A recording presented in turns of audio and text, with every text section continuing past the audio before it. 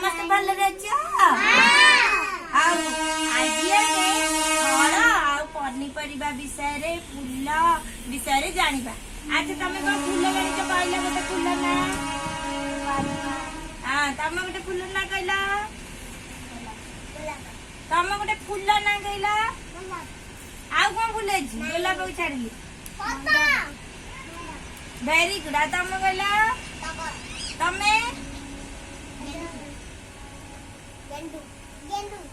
ତମେ ଆଉ ତମେ ତମେ ତମେ ଗୋଟେ ଫୁଲ ନା କହିଲ?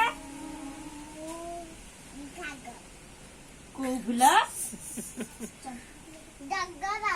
ଆହୁରି କେତେ ଫୁଲ ଅଛି? ମନ୍ଦାର ଫୁଲ, ଟଗର ଫୁଲ, ଚମ୍ପା ଫୁଲ।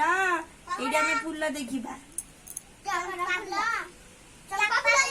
ଗୋଲାପ ଫୁଲ, କେତେ ଫୁଲ ଅଛି? ତମେ ପୂଜା କରନି? ଠାକୁରଙ୍କର ଦେଖିନଥିବ ଫୁଲ? ବାଡିରେ ତମର ସବୁ ଦେଖୁନ ଫୁଲ? ହଁ ହେଇଠି ଦେଖ। ଏଇଟା କି ଫୁଲ?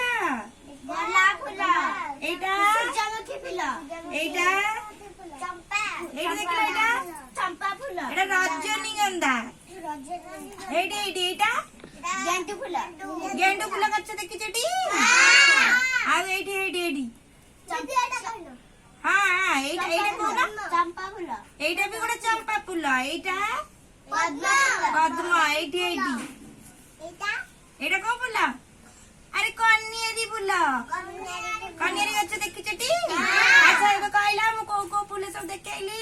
ଗୋଲାପ ଫୁଲ, ସୂର୍ଯ୍ୟମୁଖୀ ଫୁଲ, ପଦ୍ମ ଗେଣ୍ଡୁ। ଆଚ୍ଛା ଏବେ ଫୁଲ ବିଷୟରେ ଆମେ ଜାଣିଲେ। ଏବେ କୁହ ଫଳ କଣ କଣ ଫଳ ଜାଣିଛ କହିଲ?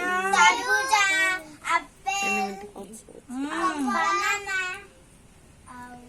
ଏଇଠି ଦେଖା ଦେଖା। ଆଉ କଣ ଅଛି? ଲିଚୁ।